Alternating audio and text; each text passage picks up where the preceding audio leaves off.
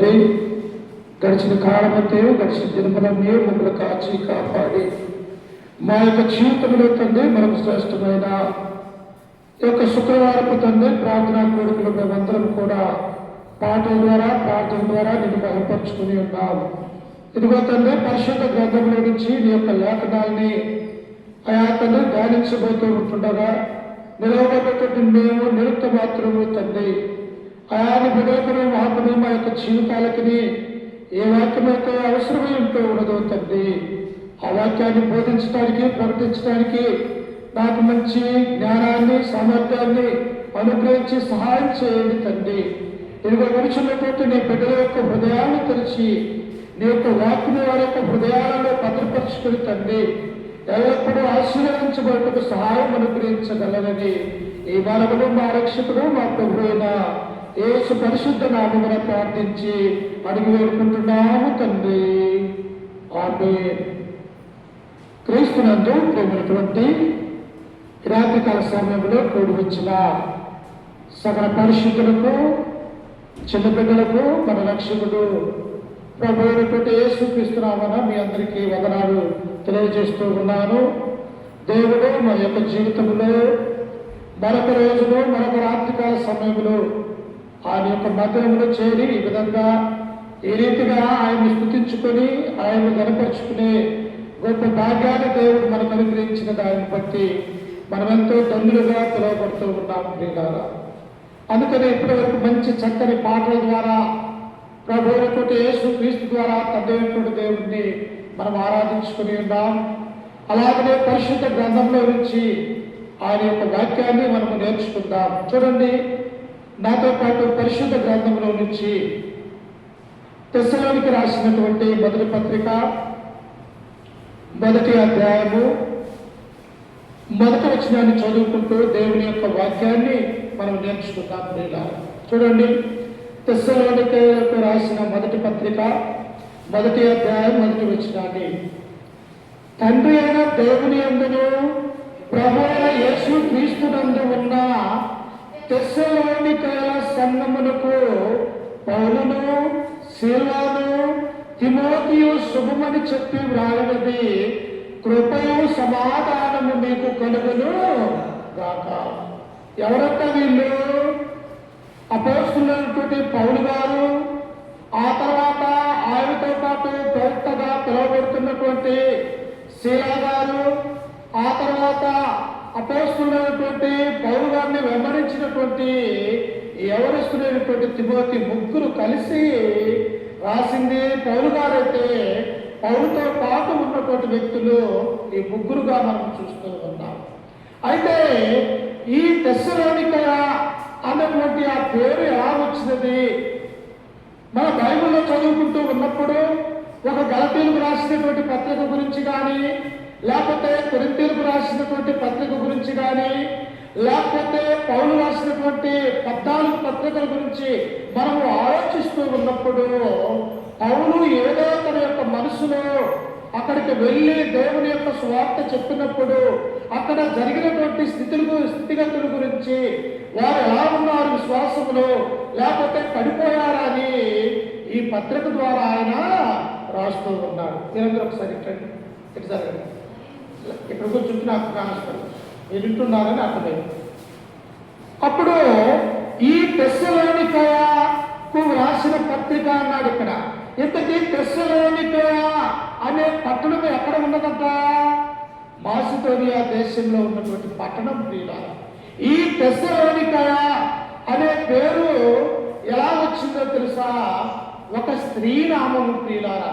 ఈ పట్టణము పేరు ఒక మహిళకు చెందినటువంటి పట్టణము, ఒక మహిళ పేరుగా ఉంటూ ఉన్నది. తెస్సలోనికయ అంటే ఒక స్త్రీ నామము అని మనం గుర్తు చేసుకోవాలి. అందుకనే ఈ యొక్క పట్టణానికి, ఈ యొక్క సంఘానికి పౌలు గారు తన పత్రికలు రాస్తూ ఉన్నప్పుడు అక్కడ ఏం జరిగిందన్నటువంటి విషయాన్ని మనం ఆలోచిస్తున్నప్పుడు చూడండి ఒకసారి. అపోస్తల కార్యములు 17వ అధ్యాయము 1వ వచనములో చదువుకుంటే ఈ పత్రికలో రాయడానికి గల కారణము ఇందులో ఉన్నట్టుగా మనం చూస్తూ ఉన్నాము. చూడండి, అపోస్తల కార్యములు 17వ అధ్యాయం 1వ వచనాన్ని చదువుకుందాం. వారు అంపుకొని అపోలోనియా పట్టణం మీదుగా వెళ్ళి తెస్సలోనికకు వచ్చిరి. గమనించారా? అపోస్తలుడైన పౌలు అక్కడ తెస్సలోనికి రాసినటువంటి మొదటి పత్రిక, రెండవ పత్రిక అని రెండు పత్రికలు తన యొక్క కలము నుండి వ్రాయబడినట్టుగా మనం చూస్తూ ఉన్నాం. కానీ ఎందుకు వ్రాసాడు ఆ యొక్క పత్రికలు? ఇక్కడ అపోస్తలుడైనటువంటి పౌలు, శీల, తిమోతి ఈ ముగ్గురు కూడా ఈ మాసిదోనియా దేశంలో ఉన్నటువంటి ఒక పట్టణముగా పిలువబడుతున్నటువంటి ఈ తెస్సలోనిక అనే ఆ పట్టణానికి వారు వచ్చి ఉన్నారు. అప్పుడు వారు వచ్చినప్పుడు చూడండి, అక్కడ ఏమన్నదంట, అక్కడ యూదుల సమాజ మందిరము ఒకటి ఉండెను. అంటే తెస్సలోనిక పట్టణంలో ఇంచుమించు 2 లక్షల మంది జనాభా ఈ పట్టణంలో ఉన్నట్టుగా మనం చూడగలం. అయితే అక్కడ ఏమున్నదంట, యూదుల సమాజ మందిరము ఉన్నది. చూసారా? ఎక్కడైతే యూదులు ఉంటారో, ఎక్కడైతే మోసే ద్వారా దేవుడిచ్చినటువంటి ఆ ధర్మశాస్త్రాన్ని పాటిస్తూ దేవుని యొక్క పదార్థము గైకొని వాటి ప్రకారం ఎవరైతే జీవిస్తారో ఆ పాత నిబంధన యొక్క చట్టం కింద ఉన్నటువంటి వారు ఏం చేస్తూ ఉన్నారంటే సమాజ మందిరం అనేది కట్టించుకొని ఉన్నారు. ప్రియులారా, ఇంకా పాత నిబంధన గ్రంథంలో దాని గురించి ఏమంటారో తెలుసా? సునగోగులు అని కూడా అంటారు. ఏమంటారు? సునగోగులు అంటే యూదులు కూర్చునే స్థలము, యూదులు విశ్రాంతి దినమైనటువంటి శనివారం రోజు అక్కడ కూర్చొని తండ్రి అయినటువంటి దేవుణ్ణి ఆరాధించే స్థలము ఎక్కడ ఉన్నదంట? ఈ తెస్సలోనిక అనే స్త్రీ పేరు మీద కట్టబడ్డటువంటి ఈ పట్టణంలో దేవుని సమాజ మందిరం అనేది ఇక్కడ ఉన్నది. ప్రియుల, సమాజ మందిరం ఉంటే చూడండి, అక్కడ ఏమున్నది?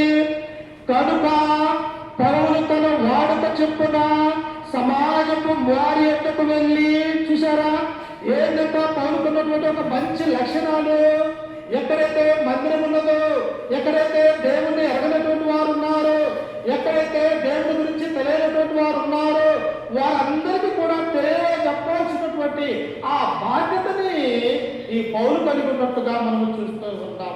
అంటే చూసారా, అపోస్తలుడైన పౌలు తన యొక్క జీవితంలో క్రైస్తవులు అంటే పడలా, క్రైస్తవులు అన్నటువంటి వారిని హింసించాడు, క్రైస్తవులు అన్నటువంటి వారిని మరి అనేక విధాలుగా చెప్పినటువంటి వారుగా ఉంటూ ఉన్నాడు. కానీ దేవుడు పట్టుకున్న తర్వాత తన యొక్క జీవితాన్ని మార్చుకున్నటువంటి వాడిగా ఈ పౌలును మనం చూస్తూ ఉన్నాం. మరి మన యొక్క జీవితాలు దేవుడు పౌలు ఎలాగైతే తన యొక్క చేసినటువంటి ఆ పాపాలను ఒప్పుకొని దేవుడు వైపు తిరిగి తను ఏది వాడుక చేసుకున్నాడంట? సమాజ మందిరానికి వెళ్ళే విధంగా ప్రతిరోజు కూడా తనకు వాడుక చేసుకున్నట్టుగా మనం చూస్తూ ఉన్నాం. మనం ఉదయం లేచిన దగ్గర నుంచి ఏం చేస్తాము? చక్కగా ఏదైనా పనికి వెళ్ళాలంటే త్వరగా పని చేసుకుంటూ మన పనులన్నీ చక్కబెట్టుకుని ఆ తర్వాత పనికి వెళ్తూ ఉంటాం ఆ రోజుల పాటు. అలాగనే ఈ యొక్క అపోస్తలుడైన పౌలు కూడా తను ఏం పెట్టుకున్నాడు అంటే దేవుని యొక్క మందిరానికి వెళ్ళి దేవుని యొక్క వాక్యాన్ని ప్రజలకు బోధించాలని ఆ వాడుకను ఆయన పెట్టుకున్నట్టుగా మనం చూస్తూ ఉన్నాం. అప్పుడు చూడండి, ఆ కింద వచనంలో ఆయన ఏం చేస్తూ ఉన్నాడంట? క్రీస్తు శ్రమపడి మృతులలో నుండి లేచుట అవశ్యమనియు నేను మీకు ప్రచురము చేయు యేసే క్రీస్తే ఉన్నాడనియు లేఖనములలో నుండి దృష్టాంతములను ఎత్తి విప్పి చెప్పుచు వారితో 3 విశ్రాంతి దినములు తర్కించుచుండెను. చూసారా, ఈరోజు మనం 1 గంట దేవుని యొక్క మందిరంలో ఉండాలంటే మన యొక్క శరీరం ఒక్కోసారి సహకరించదు, లేకపోతే ఇంట్లో అనేకమైనటువంటి పనులు ఉంటాయి, లేకపోతే ఎక్కడైనా ఏదైనా ఊరికి వెళ్ళే వారిగా మనం ఉంటున్నాం. కానీ పౌలు యొక్క జీవితంలో తన యొక్క వాడుకను ఏం చేసుకున్నాడంటే, ఇదిగో ప్రతి పట్టణానికి వెళ్ళి యేసే క్రీస్తు అని ఆయన ప్రభు అయి ఉన్నాడు, ఆయన రక్షకుడై ఉన్నాడు, నీ నా పాపములు తీసివేయటానికి ఈ లోకానికి వచ్చిన ఆయన దేవుని యొక్క కుమారుడని ఆ తెస్సలోనికలో ఉన్నటువంటి ఆ ప్రజలకు ఈయన వివరిస్తూ ఉన్నాడు. ప్రియుల, ఎంత భాగ్యము!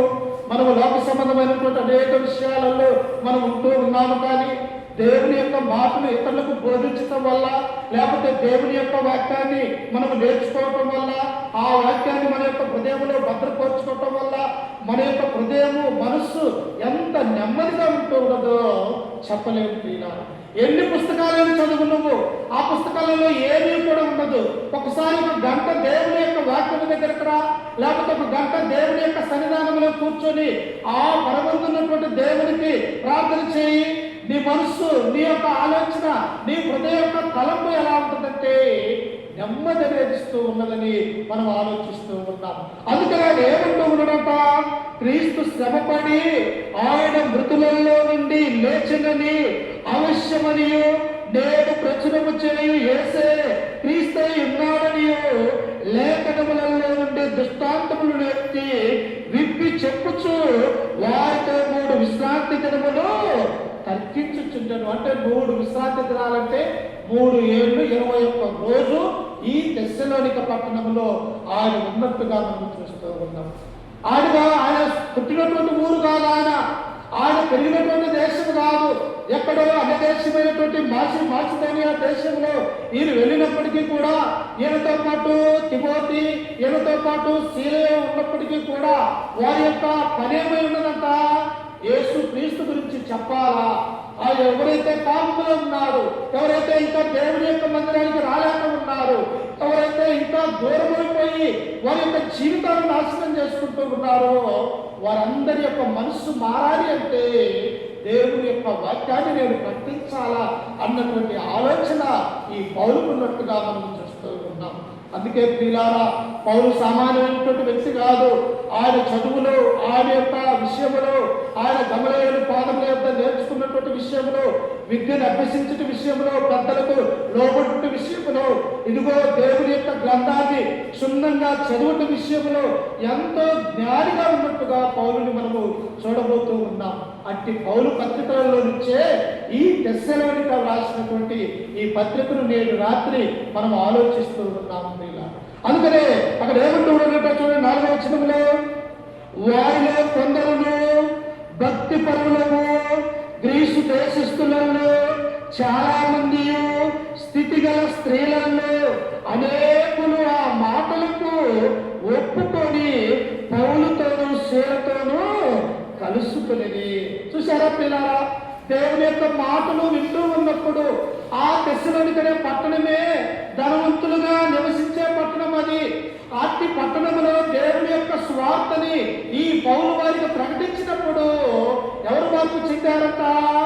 స్థితి కలిగినటువంటి గ్రీసు దేశస్థులైన ధనవంతురాలైనటువంటి స్త్రీలు మారు మనస్సు కలిగి ఈ పౌలుతోను శీలతోను తిమోతితోను వారితో కలుసుకొని దేవుని ఆరాధిస్తూ ఉన్నారు. పురుషులు తిరిగి రారు, కానీ స్త్రీలు ఏం చేస్తూ ఉన్నారట? దేవుణ్ణి వెంబడిస్తూ ఉన్నారు. స్త్రీలుగా ఉన్నటువంటి యొక్క గ్రీసు దేశస్తులైనటువంటి ఈ స్త్రీలు, ఈ యొక్క తల్లులు, అయ్యో మా యొక్క జీవితాలను మేమైనా కాపాడుకోవాలా, పురుషులు ఒకవేళ వినకపోతే మా యొక్క పిల్లలను మేము క్రీస్తులో కాపాడుకోవాలా, వీరు చెప్పినటువంటి ఈ బోధ ఆశ్చర్యకరమైనటువంటి ఆయన యొక్క వెలుగుగా ఉన్నటువంటి ఆయన మాటలు మేము విని మా మనసు మార్చుకుంటూ ఉన్నాము అని ఈ గ్రీసు దేశస్తుల్లో ఉన్న స్థితి కలిగినంటే ధనవంతులైనటువంటి ఈ స్త్రీలు ఏం చేశారంటే ప్రభువును నమ్ముకున్నట్టుగా మనం చూస్తూ ఉన్నాం. చూసారా, ఒక కుటుంబంలో ఒక స్త్రీ మారు మనసు పొందితే ఆ స్త్రీ ఆ యొక్క పిల్లల్ని మార్చుకోవడానికి అవకాశం ఉంటూ ఉన్నది. ఆ స్త్రీ ద్వారా తమ యొక్క తల్లిదండ్రులు, తమ బంధువుల్ని, లేకపోతే తన యొక్క భర్తని మార్చుకోవడానికి ఎంతో అవకాశం ఉంటూ ఉన్నది ప్రియులారా. అందుకని ఇక్కడ ఆ స్త్రీల గురించి ఇక్కడ దేవుడు తన గ్రంథంలో మన కొరకు రాయించి ఉన్నాడు. అందుకని అక్కడ ఇంకా ఎవరెవరు మార్చారంట చూడండి, 5వ వచనంలో, అయితే యూదులు మత్సరపడి పరిపాటులు లేక తిరుగు కొందరు దుష్టులను వెంటబెట్టుకొని గుంపు గుచ్చి పట్టణ మళ్ళా అల్లరి చేస్తూ మా ఒక పని దేవుడి పని జరుగుతూ ఉన్నది. మరొక పక్క ఏం జరుగుతూ ఉన్నదంట? అల్లరి చిల్లరగా తిరుగుతున్నటువంటి ఒక గుంపు ఇక్కడ ఉన్నట్టుగా మనం చూస్తూ ఉన్నాం.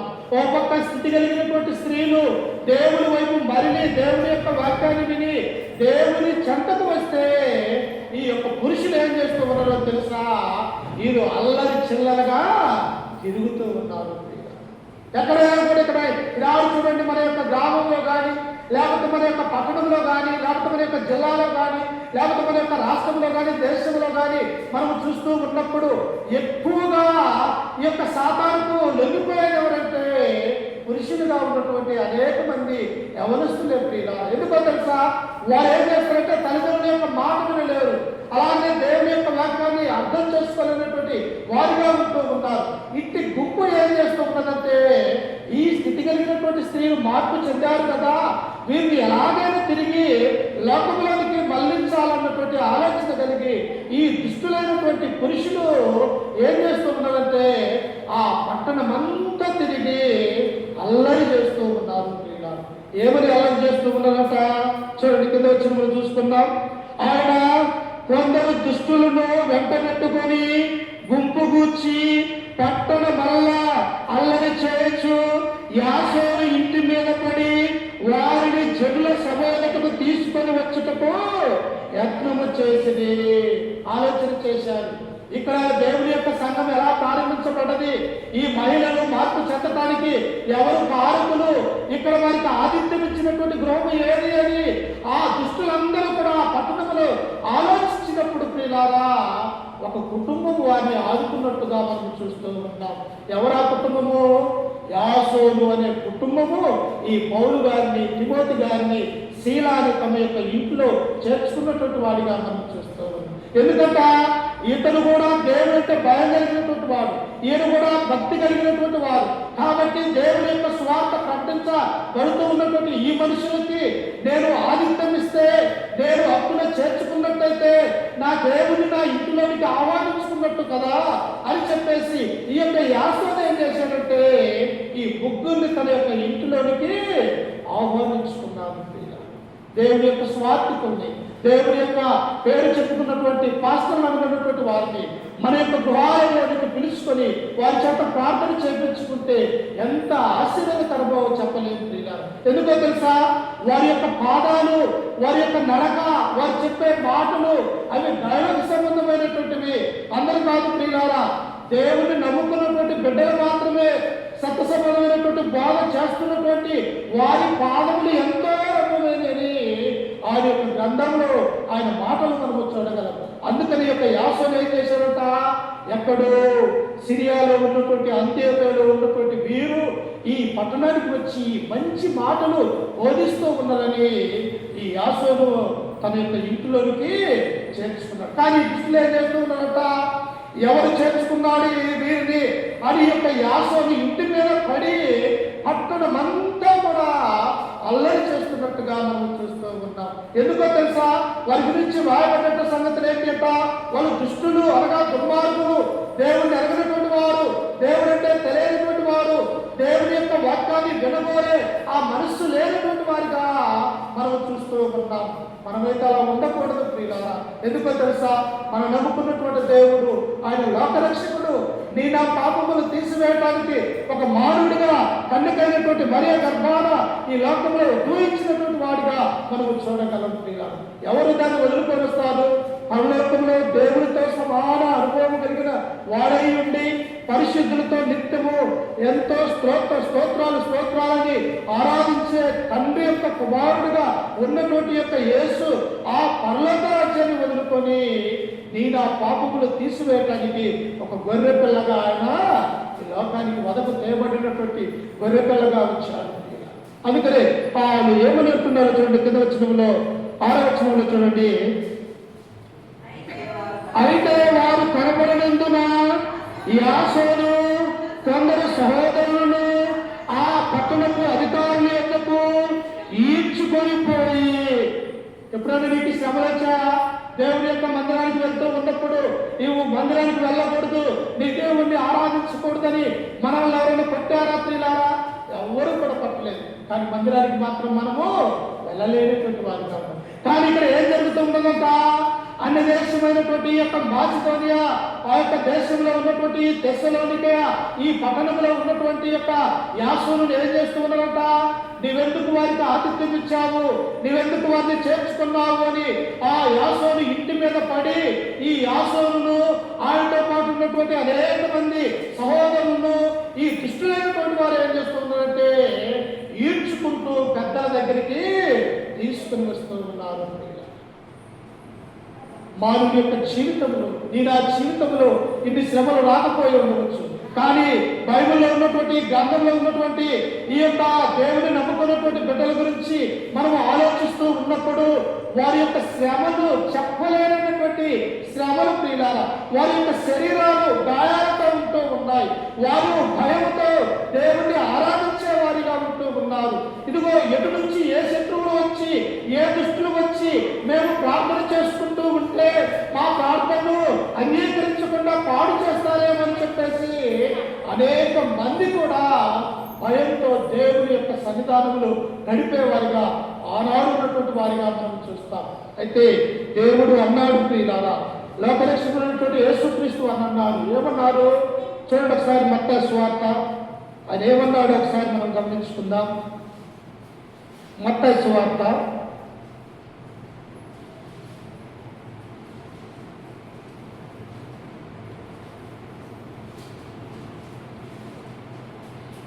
5వ అధ్యాయము 11వ వచనం.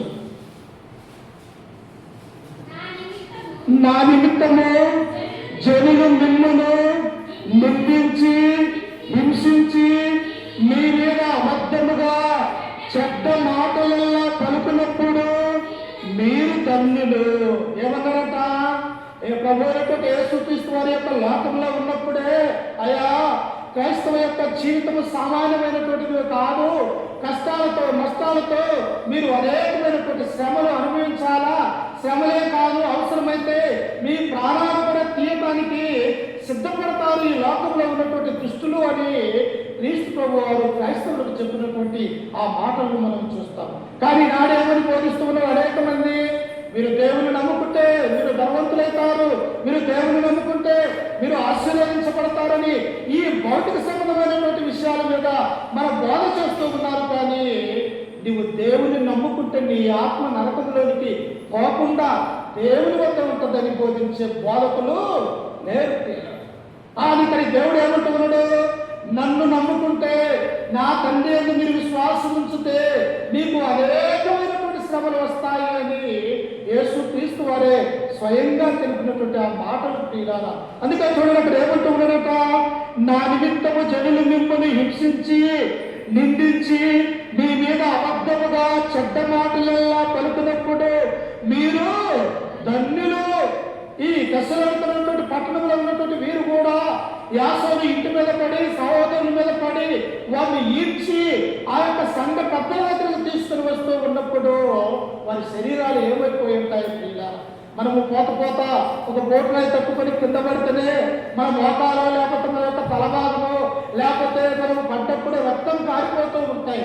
కానీ వీళ్ళు ఏం చేస్తూ ఉన్నారంటే ఈ దుష్టులు వాళ్ళు కాళ్ళు పట్టుకొని చేతులు పట్టుకొని ఆ రోడ్డు మీద ఈడ్చుకుంటూ తీసుకువెళ్తున్నటువంటి వారిగా మనం చూస్తూ ఉంటాం.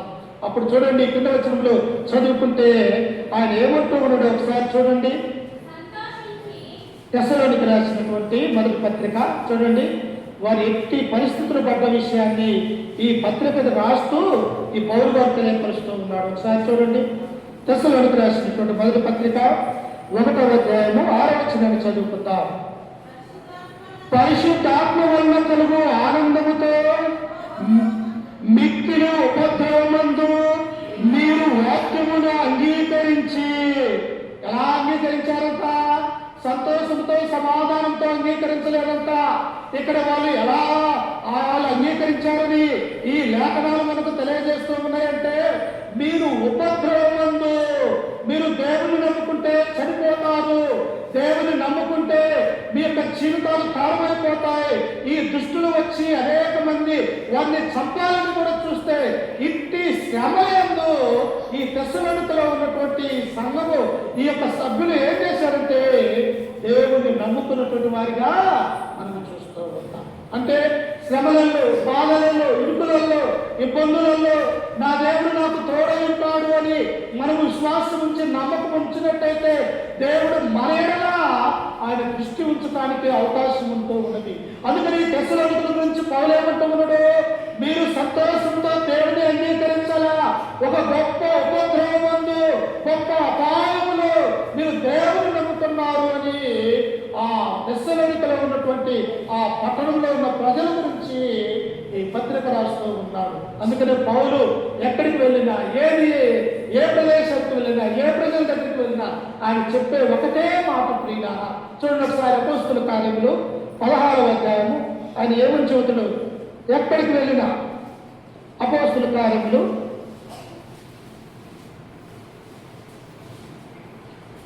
14వ అధ్యాయము, అపోస్తుల కార్యములు 14వ అధ్యాయము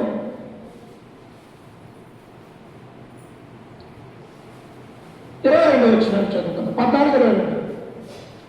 శిష్యుల మనుషులు దృఢపరిచి విశ్వాసమందు నిలకడగా ఉండవలననియు అనేక శ్రమలను అనుభవించి మనము దేవుని రాజ్యములో ప్రవేశింపవలననియు వారిని హెచ్చరించలే. ఎలాగటమ్మా? సంతోషంతోనా, సమాధానంతోనా, లేకపోతే గంతులు వేస్తా, లేకపోతే ఎగురుతనా దేవుని యొక్క మందిరములు, లేకపోతే అల్లరి చిల్లలుగానా దేవుని యొక్క రాజ్యములు మనము చేర్చబడతామా? చేర్చబడం చేయాల. పౌలంటూ ఉన్నాడు, ఓ లూస్త్రా దెర్బేలో ఉన్నటువంటి పట్టణంలో ఉన్న క్రైస్తవులారా, మీ నా జీవితాలు ఎలా ఉంటాయో తెలుసా? మనము అనేక శ్రమలు అనుభవించి దేవుని యొక్క రాజ్యములు మనము చేర్చబడతాము. ఎందుకో తెలుసా? మనల్ని కాపాడటానికి వచ్చిన యేసుక్రీస్తును సైతం ఏం చేశారంట? శ్రమ పెట్టారు. ప్రియులారా, ఏ లోకాన్నైతే రక్షించడానికి వచ్చాడో, ఏ పాపులనైతే తండ్రికి కుమారులుగా కుమార్తెలుగా చేయాలని ఆ యొక్క యేసుక్రీస్తు యొక్క లోకానికి వస్తే ఆ క్రీస్తు మీద ఏమని నేరం కొట్టాడో తెలుసా? ఇతను ఒక సాతాను పెట్టినటువంటి బెయల్జెబూలు అని ఆయనకు ఒక పేరు పెట్టారు. బెయల్జెబూల్ అంటే సాతాను అధిపతి, ఇతను సాతాను సంతతికి చెందినటువంటి వాడు అన్నారు. అలాగే ఇంకా ఏమన్నారో తెలుసా? ఇతను ఒక తిండుబోతు అని యేసుక్రీస్తుకు ఒక పేరు పెట్టారు. ఇంకా వారి సహోదరులుగా ఉన్నటువంటి అన్నదమ్ములు ఆయన గురించి ఏమన్నారో తెలుసా? ఈయన ఒక పిచ్చివాడు, ఈ పిచ్చివాడి మాటలు మీరెందుకు వినుచున్నారు అని వారి తమ్ముళ్ళైనటువంటి నలుగురు ఆ యొక్క అన్నదమ్ములు ఏం చేశారో తెలుసా? ఈయన మాటలు వినొద్దు, ఇతను ఒక పిచ్చివాడు అని సొంత అన్నదమ్ముల ద్వారా వెలివేయబడ్డటువంటి వాడు యేసుక్రీస్తు వారు. అందుకనే ఇక్కడ ఏమంటున్నాడంట ఆయన? శిష్యుల మనుషులు దృఢపరిచి విశ్వాసముందు నిలబడగా ఉండవలనని అనేక శ్రమలు అనుభవించి మనము దేవుని రాజ్యములో ప్రవేశించవలనని వారిని హెచ్చరించేది. అనేక శ్రమలు ఒక క్రైస్తవులుగా నీతిగా నిజాయితీగా ఉంటే ఎన్ని రాళ్ళు పడతాయో చెప్పలేము. ఒకసారి ముందు చూడండి, నీతిగా నిజాయితీగా యథార్థముగా ఆయన యొక్క సన్నిధంలో, ఆయన యొక్క మందిరములో దేవుని యొక్క వాక్యానుసారంగా మనము నడిచినట్టయితే మన మీద అనేక మంది కూడా చెడ్డ పలుకులు పలకటానికి, మన మీద నిందలు వేయటానికి, మనల్ని అనేక విధాలుగా ఇబ్బంది పెట్టడానికి ఏం చేస్తున్నంత సాతాను మనుషుల్ని రెచ్చగొడుతూ ఉంటున్నది. అలాగనే తెస్సలోనికైనటువంటి ఆ పట్టణంలో యాసోను వారిని చేర్చుకున్నందుకు ఆ యాసోను తనతో పాటున్న కుటుంబాన్ని, సహోదరులను వారు ఈడ్చి బయట పారవేసినట్టుగా మనం చూస్తూ ఉన్నాం. అందుకనే ఆయన ఎందుకు ఈ పట్టణం గురించి ఈ గ్రంథం రాయబడ్డది అంటే, వారు ఎలా ఉన్నారు, వారి హింస వచ్చిన తర్వాత వారి యొక్క క్రైస్తవాన్ని వదులుకున్నారేమో, తిరిగి లోకం వైపు వెళ్ళిపోయారేమో అని తన పక్కన ఉన్నటువంటి తిమోతిని ఆ తెస్సలోనిక పట్టణానికి పంపించి, అయ్యా తిమోతి, నీవు అక్కడికి వెళ్ళు, వారు అనేకమైనటువంటి శ్రమలలో ఉన్నారు, బాధలలో ఉన్నారు, వారికి దేవుని యొక్క స్వార్థను ప్రకటించి వారి విశ్వాసంలో నిలకడగా ఉండాలని వారికి బోధించమని తన ప్రియ కుమారుడుగా ఉన్నటువంటి తిమోతిని ఆ తెస్సలోనిక పట్టణానికి తిరిగి పంపించాడు. అప్పుడు ఆయన వచ్చి ఈ పల్ల అక్కడ స్వార్థ సేవ చేసి ఈ తిమోతి తిరిగి ఈ యొక్క పౌలు దగ్గరకు వచ్చి చెప్పినప్పుడు ఆయన సంతోషించి ఈ పత్రిక వారికి రాస్తూ ఉన్నాడు. అప్పుడు ఏమని రాశాడో చూడండి. తెస్సలోనిక రాసిన మొదటి పత్రిక ఏమని రాశాడో వారి గురించి చూడండి ఒకసారి. 1వ అధ్యాయము 7వ వచనం ఒకసారి చూడండి. మనకి కాబట్టి మాసిదోనియాలోను అఖాయలోను విశ్వాసులందరికీ మాది అవుతుంది. చూసారా? ఉపద్రవములు, శ్రమలలో దేవుని నమ్ముకున్న తర్వాత వారు ఒకటే తీర్మానం చేసుకున్నారు. అక్కడ స్త్రీలు, అక్కడ ఉన్నటువంటి తల్లులు, అక్కడ ఉన్నటువంటి పురుషులు, అక్కడ ఉన్నటువంటి వారందరూ కూడా ఏం చేశారో తెలుసా? ఒకవేళ మమ్మల్ని ఈ లోకములో మమ్మల్ని కత్తివాకు చేత చంపినప్పటికీ, ఒకవేళ మమ్మల్ని పూర్తిగా చంపివేసినప్పటికీ కూడా మేము నమ్ముకున్నటువంటి దేవుని మేము మరోము అని చెప్పేసి ఒక తీర్మానం చేసుకున్నారు. ఆనాడు బబులోను దేశంలో ఉన్నటువంటి వారు కూడా యవనస్తులైనటువంటి శద్రక్ మేషాలకు అబద్ధంగా ఏం చేశారు? ఇదిగో భూలోకమంతట్లో ఉన్నటువంటి రాష్ట్రంలో అన్ని కూడా ఇదిగో నేను నిలవబెట్టినటువంటి ఈ ప్రతిమను మాత్రమే మీరు మొక్కాలా, లేకపోతే ఎవరికైనా కూడా మీరు ఏ దేవునికైనా మీరు పూజించితే మీరు అగ్నిగుండంలో వేయబడతారు అని ఈ యొక్క నెబుకద్నెజరు రాజ్యం అంతని కూడా స్థాపించినప్పుడు వారు భయపడ్డారమ్మా? భయపడ్డారు వాళ్ళు? భయపడలేదు ప్రియ. ఏమన్నారు తెలుసా? ఒక చక్కని మాట అక్కడ అన్నారు ప్రియ. చూడండి దానియేలు గ్రంథము, వారు ఏమన్నారు ఒకసారి చూడండి.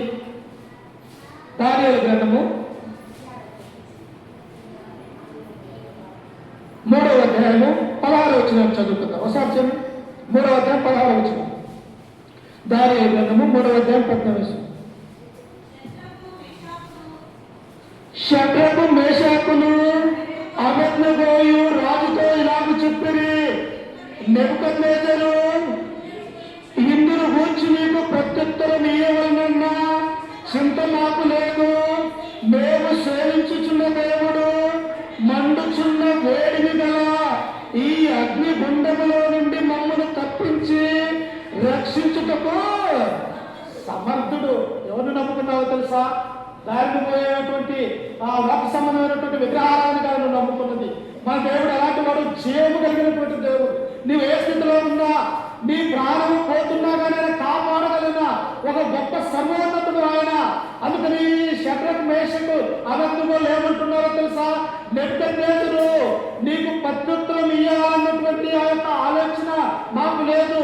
ఇదిగో ఈ మండుచున్నటువంటి ఈ అగ్నిగుండములో మేము ఒకవేళ నీవు పడవేసినప్పటికీ కూడా అక్కడి నుంచి రక్షించగలడానికి నా దేవుడు సమర్థుడు అంటున్నాడు. ఎలా వచ్చింది వారికి అంత ధైర్యము? దేవుని నమ్ముకుంటే ధైర్యం వస్తుంది, దేవుని విశ్వాసం ఉంటే ధైర్యం వస్తుంది. దేవుని కృప ద్వారా ఆయన మనం నమ్మకం కలిగి ఉంటే ఆయన మన యొక్క హృదయంలో ధైర్యాన్ని నింపుతాడు ప్రియులారా. అందుకనే యవనస్తులుగా ఉన్నటువంటి ఈ షద్రకు మేష అబేద్నెగోలు ఆ రాజుతో అంటూ ఉన్నాడు, ఇదిగో మమ్మల్ని ఈ అగ్నిగుండములో వేసినప్పటికీ కూడా ఈ గుండములో నుంచి రక్షించగల సమర్థుడు మా దేవుడు. మా దేవుడు ఎలాంటి వాడు తెలుసా? ఇదిగో ఆకాశమును భూమిని సమస్త మానవాళ్ళని తన మాట ద్వారా కలగజేసిన గొప్ప సృష్టికర్త నా దేవుడు అన్నాడు. అంతేకాదు చూడండి కింద వచ్చినములు ఆయన ఏమన్నాడంట? చూడండి కింద వచ్చినములు ఆయన, మరియు నీ వశమును పడకుండా ఆయన మమ్మల్ని రక్షించును. ఒకవేళ ఆయన రక్షింపకపోయినను రాజా నీ దేవతలను మేము పూజింపమరియు నీవు నిలవబెట్టించిన బంగారు ప్రతిమకు నమస్కరింపమరియు తెలుసుకో. రాజుకు చెబుతున్నాడు. ఒక సామాన్యమైనటువంటి మనుషులు ఎక్కడో యెరూషలేములో నుంచి బబులోను యొక్క దేశానికి దాసులుగా కొనుక్కోబడ్డటువంటి ఈ యవనస్తులకి అక్కడ వారి సొంత వారు ఎవరూ లేరు. అయినప్పటికీ కూడా వారి యొక్క బలము, వారి యొక్క విశ్వాసం ఎలా ఉన్నదో తెలుసా?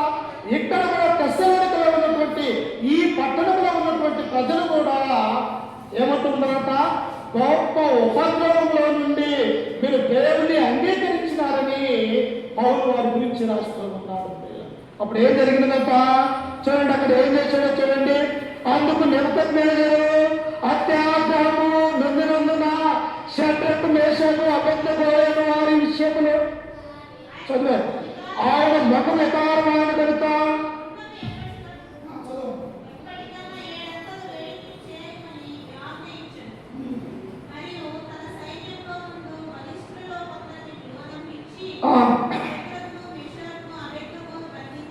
వేడిని కలిగి మండుచున్న అగ్నిగుండంలో వేడని ఆజ్ఞ ఇయ్యగా రాజు ఊరుకుంటాడమ్మా.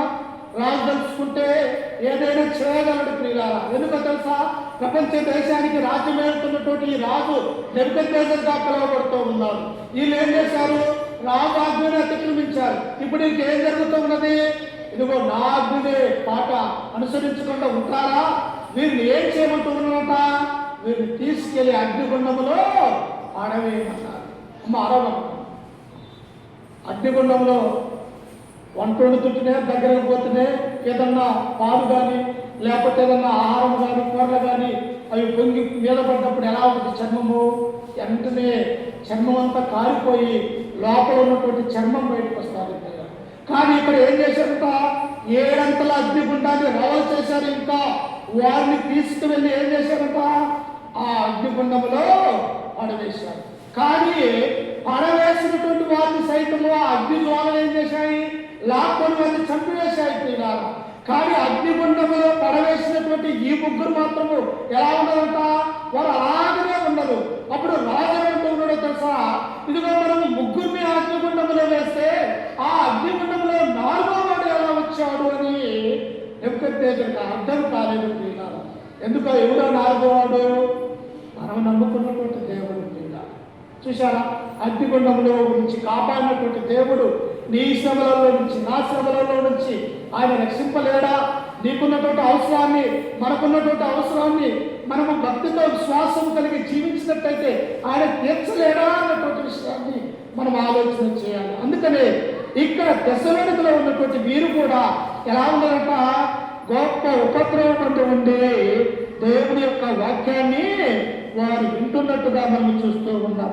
అప్పుడు చూడండి కింద వచనంలో దశలోనికి రాసినటువంటి మొదటి పత్రిక 1వ అధ్యాయము 9వ వచనాన్ని చదువుకుందాం. చూడండి, మీ యొక్క మాకెట్టి ప్రవేశము కలిగను, అక్కడి జనులు మమ్మను గూర్చి తెలియచెప్పుచున్నారు, మరియు మీరు విగ్రహములు విడిచిపెట్టి జీవము గలవాడును సత్యవంతులను దేవుని దాసులముటకు దేవుని మృతులలో నుండి లేపిన యేసు అనగా రాబోను ఉగ్రత నుండి మనల్ని తప్పించుచున్న ఆయన కుమారుడైన యేసు.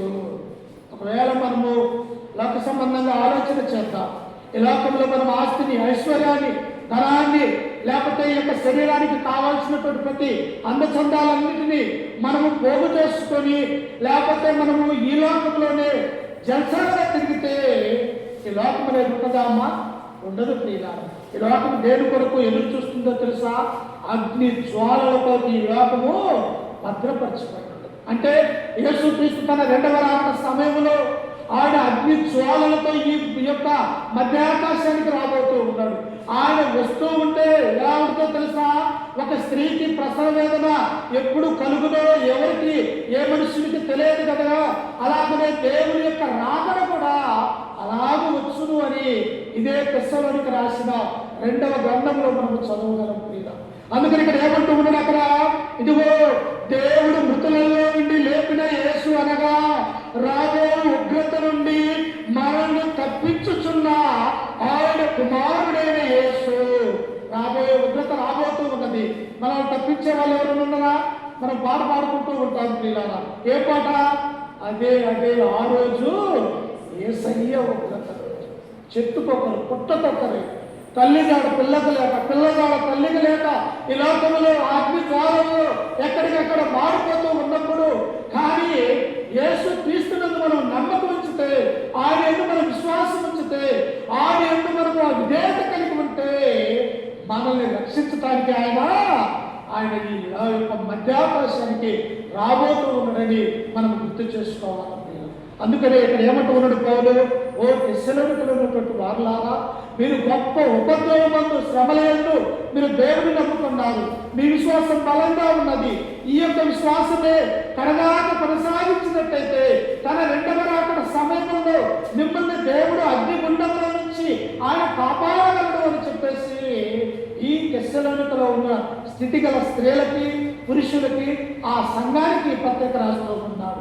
అక్కడ బబులోను రాజ్యంలో ఉన్నటువంటి ఆ యొక్క అగ్నిగుండంలో నుంచి దేవుడు ఎలాగైతే వారిని బయటకు తీసుకుని వచ్చాడో, దేవుడు తన 2వ రాకడ సమయంలో నీ నా జీవితాలు కూడా శరీరము కాలిపోయినప్పటికీ కూడా ఆత్మ దేవుని యొక్క నిమ్మలంగా నిశ్చయంగా ఉండాలి అంటే మనం ఈ లోకంలో ఉన్నప్పుడే ప్రభువును నమ్ముకోవాలా. లోకంలో ఉన్న మాయ మాటలు నమ్మకూడదు. వాక్యం ఏం తెలియజేస్తుంది? అల్లరికి చేయకూడదు. మనం సంఘంలో దేవుడు ఏమన్నాడు తెలుసా? అల్లరికి దేవుడు కర్త కాదు ప్రియ. దేవుని యొక్క వాక్యం ఏం చెబుతూ ఉన్నది? అపోస్తలులు సంఘాలకి ఏం బోధించాడు? నేను వింటున్నటువంటి బోధ ఎలాంటిది? ఇది సరైనటువంటి లేకపోతే లోక సంబంధమైనటువంటి బోధ అని మనము ఆలోచించకపోతే మనము కూడా పాపుల వల్ల నశించుకోవడానికి అవకాశం ఉన్నది ప్రియులు. కాబట్టి తెస్సలోనికలో ఉన్నటువంటి సంఘం ఎలాగైతే దేవుడికి భయం, భక్తి, విశ్వాసం కలిగి, నమ్మకం కలిగి ఈ యొక్క గ్రంథంలో వారి గురించి వ్రాయబడి ఉన్నదో, నా గురించి మన పేర్లు ఆ జీవ గ్రంథంలో వ్రాయబడి ఉండాలంటే మన ప్రాణము మన యొక్క శరీరంలో ఉండగానే ఏం చేయాలమ్మా? ప్రభువును నమ్ముకోవాలి, సర్వోన్నతుని మనం నమ్ముకోవాలి. ఆయన విశ్వాసం నుంచి మరణం వరకు నమ్మకంగా ఉన్నట్టయితే మనకు దేవుడు ఏమిస్తారంట? జీవ కిరీటాన్ని మనకు అనుగ్రహిస్తారు. కాబట్టి రాత్రి వేళ సమయంలో ఈ ఆత్మ ద్వారా మమ్మల్ని హెచ్చరిస్తూ ఈ మాటలు నన్ను నేను కూడా హెచ్చరిక చేసుకుంటూ ఓపికతో మీ అందరికీ మన రక్షకుడు ప్రభు అయిన యేసుక్రీస్తు నామమున వందనాలు తెలియజేస్తూ ఈ యొక్క వాక్యాన్ని ముగించుకుంటూ ఉన్నాం. ప్రియులారా, ప్రార్థన చేసుకుంటూ ఈ యొక్క శుక్రవారము ప్రార్థనా కోరికను ముగించుకుందాం. ఈ చేతలేని మట్టుకు మోకరించేవాడు మోకరించండి, మోకరించలేనటువంటి వాడు అలాగనే కూర్చోండి. ఎందుకంటే దేవుడికి తెలుసు మనం ఎంతసేపు కూర్చుంటామో. కాబట్టి మనం మోకరిస్తూ దేవునికి ప్రార్థన చేసుకుందాం. ఆనాడు ఉన్నటువంటి భక్తులందరూ కూడా మోకరించే దేవునికి మొరపెట్టినటువంటి వారిగా మనం చూస్తాం. మరి ఈనాడు అనేక మంది మోకరించట్లేదు కదా అంటే అది వారి వ్యక్తిగత విషయానికే మనం వదిలివేద్దాం. కానీ దేవుని యొక్క సన్నిధిలో మోకరించట విధేయత కలిగి ఉన్నదని దేవుడు మనకి తెలియజేస్తూ ఉన్నాడు. ప్రార్థన చేసుకుందాం. సకలాశీర్వాద కానామృతుడు మా ప్రియ పరలోకపు తండ్రి, నీ ఘనమైన అత్యున్నతమైన నామానికి వందనాలు, స్తుతి స్తోత్రములు తండ్రి. గడిచిన కాలమంతా, గడిచిన దినములన్నీ మమ్మల్ని కాచి కాపా